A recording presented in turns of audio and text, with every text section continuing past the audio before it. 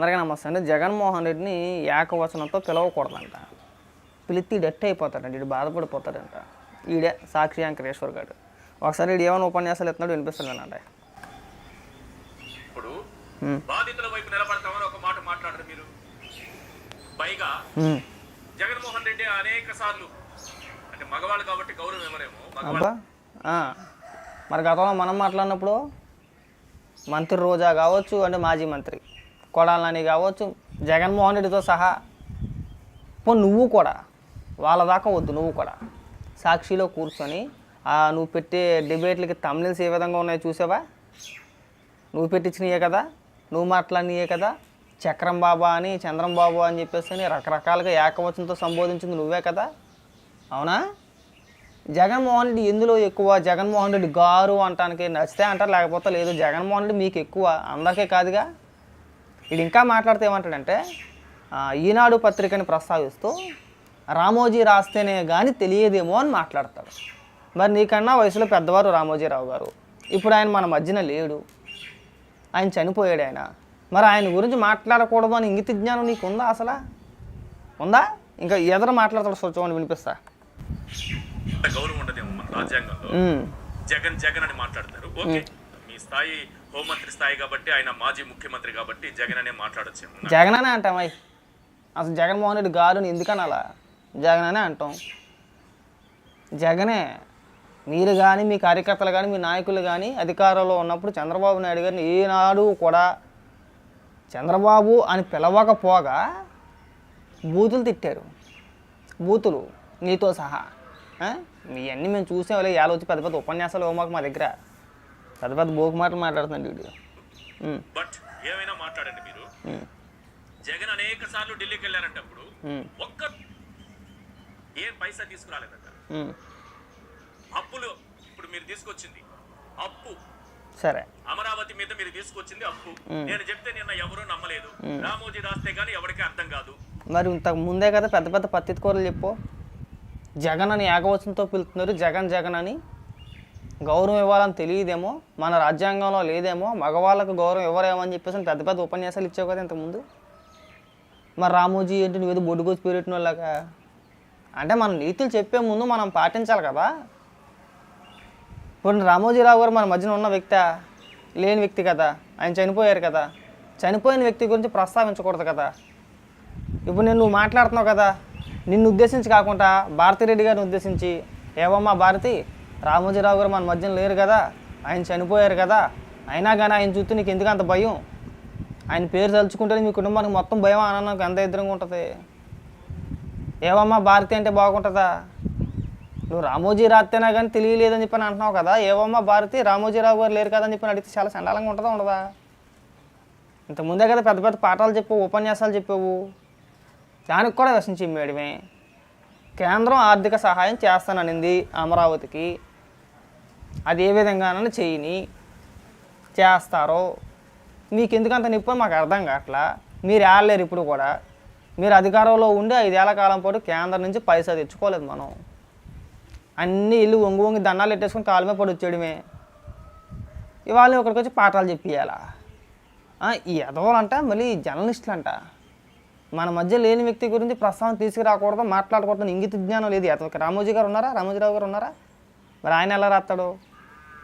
సరే, ఆయన బ్రతుకున్నప్పుడు అంటే ఏడ్చేయాలి అని చెప్పి అనుకోవచ్చు. ఆయన చనిపోయిన తర్వాత కూడా మీ ఏడిపోయింటే ఆయన పైన ఎదవలు జర్నలిస్టు విలువలు కూడా తెలియదు ఎదవలకి. నేను చెప్తే తిడతారు, అరే నీకెందుకురా నీకెందుకురా తప్పని నీకు చెప్పారా అని. రామోజీని రాశారు. రుణమే కానీ భారం కాదట. రుణమే భారం కాదట. ఆయనకు భారం కాకపోవచ్చు, రాష్ట్ర ప్రజలకు భారం కదా. ఆయన ఉన్నారెట్రా అసలు? రామోజీరావు గారు ఉన్నారెట్రా అసలు? నువ్వు మనిషివా లేదంటే దునపోతారా? బోకెదవా? మనిషివా పశువా? అసలు ఆయన లేకపోయినా కానీ ఆయన పేరే ప్రస్తావించాలా? ఏమమ్మా భారతి, నీకు ఎంత కొంచెం సిగ్గు అనిపించట్లేదా భారతి? లేని వ్యక్తి గురించి అలా ఏడుస్తానికి నువ్వు అంటే ఇలా మాట్లాడితే చండాలంగా ఉంటుంది. మీరు మాట్లాడితే పదపద్దాకా ఈనాడుని ఉద్దేశించి రామోజీరావు గారినో, లేదంటే ఏబిఎన్ ఉద్దేశించి రాధాకృష్ణ గారినో, టీవీ5 ఉద్దేశించి బిఆర్ నాయుడు గారినో ప్రస్తావిస్తూ ఏకవచనంతో సంబోధిస్తూ మీరు ఇష్టం వచ్చిందని మాట్లాడితే, సాక్షి అనగానే సాక్షి యజమాని ఎవరు అంటే భారతిరెడ్డి గారే. మీరు ఎదుటి వ్యక్తులకి జుట్టు ఇచ్చేస్తున్నారు మీరు. ఇదిగో మేము అంటున్నాం కదా, మీరు కూడా ఈ పత్రికా యజమాని బూతులు తిట్టానని అవకాశం మీరు కల్పించేస్తున్నారు. అలా కల్పించినప్పుడు ఏమైపోద్ది అంటే సాక్షాత్తు భారతీనే తిడతారు. ఎవరినో తిట్టరు, భారతీనే తిడతారు. ఆ విషయం మర్చిపోతే ఎలారా? వీడు జర్నలిస్ట్కి ఎలా చలామణి అవుతుంది నాకు వాళ్ళకి అర్థం కాదు. అదే పోనీ రామోజీరావు గారు బతుకున్నారనుకో, ఆయన పేరు ప్రస్తావించి ఆ విమర్శలు చేసినా కానీ ఓకే పర్వాలేదు అనుకోవచ్చు.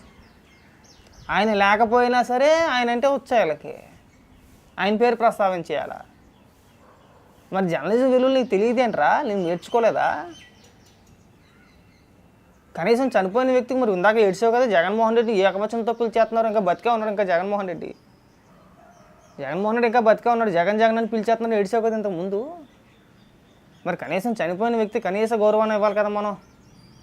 మన మధ్య లేని వ్యక్తి గురించి మనం మాట్లాడుకోకూడదు కదా. కొన్ని మాట్లాడాల్సిన సందర్భం వచ్చినప్పుడు కనీస గౌరవంగానే పిలుచుకోవాలి కదా. ఆ మాత్రం తెలియదా నీకు? కన్నాలు వేసుకుని జర్నలిస్ట్ అయ్యారు నువ్వు, చదువుకొని అయితే జర్నలిస్ట్ అవ్వలేవు నువ్వు. ఇది కన్నాలు వేసుకొని జర్నలిస్ట్ అయ్యాడు, ఇది అసలు జర్నలిస్టే కదా నన్ను అడిగితే కనుక. మరి ఇలాంటి వాళ్ళు ఏమనాలి? ప్రతి దానిపైన ఏడిపే, అమ్మకు వందనం పల్లి దాని మీదే ఏడిపే, దాని మీద కూడా పెద్ద పెద్ద మాటలు మాట్లాడేస్తున్నాడు. ఏమంటున్నాడంటే నారా లోకేష్ గారు చెప్పారు వచ్చే సంవత్సరం నుంచి ఇస్తానని చెప్పేసి అని, అంటే ఒక సంవత్సరం ఎగ్గొట్టేశారు అంటాడు. నాకు అర్థం కాక అడుగుతా, జగన్మోహన్ రెడ్డి అమ్మఒడి ఎప్పుడు మొదలు పెట్టాడయ్యా? 2020లో మొదలు పెట్టాడు. ముఖ్యమంత్రిగా ఎప్పుడు ప్రమాణ స్వీకారం చేశాడు? 2019 మే నెలలో చేశాడు. మరి 6 నెలలు ఎందుకు ఇవ్వాలా? ఇదైనా కర్రబెల్ల ఆట ఏంటి? ఎక్కంగానే ఆడేస్తానికి కొన్ని సమీక్షలు జరపాలి. ఏం జరిగింది, గత ప్రభుత్వం ఏం చేసింది, నాడు నేడు అని చెప్పేసి 100 కోట్ల రూపాయలు తినేశారు, వాటి పరిస్థితి ఏంటి, బడ్జెట్ ఎంత, అవన్నీ సమీక్ష జరిపిన తర్వాత ఒక నిర్ణయానికి వచ్చి ఏదైతే హామీ ఇచ్చారో ఆ హామీకి కట్టుబడి ఉంటారో ఖచ్చితంగా క్లియర్గా చెప్పాడు ఆయన. దానిపైన కూడా ఏడిపోయాయి. అంటే ఇలా జగన్మోహన్ రెడ్డి అధికారంలో ఉంటే ఎప్పుడు చేసినా పర్వాలా? గతంలో బట్టలు నొక్కిన డబ్బులు ఎందుకు ఇవ్వలేదు అంటే దానికి సమాధానం ఒక్కటి చెప్పాడు వీళ్ళు. పైగా వీళ్ళు కూడా వచ్చి పాఠాలు చెప్పేయడమే, అందరికీ పాఠాలు చెప్పేయడమే. సిగ్గుపాడరా, అంత వయసు వచ్చిన తర్వాత కూడా మనం ఇలాంటి మాటలు మాట్లాడితే నవ్వుతారు, తిడతారు నిన్ను. ఇది జర్నలిస్ట్ అట్ట అయ్యాడు మాకు అర్థం కావట్లేదని ఎప్పటికీ తిడుతున్నారు. నీ నోటి దూల వల్ల జగన్మోహన్ రెడ్డిని తిడుతున్నారు. అది బాగా గుర్తుపెట్టుకో, నీ నోటి దూల వల్ల జగన్మోహన్ రెడ్డిని తిడుతున్నారు. అసెంబ్లీకి తగలడకుండా, అసెంబ్లీకి రాకుండా పెద్ద పెద్ద పాఠాలు చెప్తే ఏం ఉపయోగం? అసెంబ్లీలో జగన్మోహన్ రెడ్డి అడగొచ్చు కదా. జగన్మోహన్ రెడ్డి మానేసి సాక్షులు మీ చేత అడిగించడానికి మాకు అర్థం కావట్లా. జగన్మోహన్ రెడ్డి వచ్చి అడగాల చేతనైతే. కొన్ని కుక్కలు నెట్టేసుకుంటాడు. కేఎస్ ప్రసాద్ ఒకడో ఈడొకడో ఇంకో కొంతమంది ఉంటారు. అది తెగఫీల్ అయిపోతున్నాను నేనైతే. కేఎస్ ప్రసాద్ పెద్ద పెద్ద కేకలేస్తున్నాడు ఏకంగా. రాష్ట్రం అంటే ఏమైపోతుందో, రాష్ట్రం నాశనం అయిపోతుంది. ఏవి నాశనం అవ్వట్లా, రాష్ట్రం బ్రహ్మాండంగా ఉంది. నువ్వేమంత ఫీల్ అయిపోయావు మాట. నేను చాలా సందర్భాల్లో చెప్పి ఆ సాక్షికి ఎలకయ్యా నిన్ను కూడా తిడతారు, బూతులు తిడతారని. నువ్వు వినిసావు అంటే దెబ్బలు కాసి యోగా ఉన్నప్పుడు ఎవడో ఏం చేయలేడు దానికి. కాసే అంతే.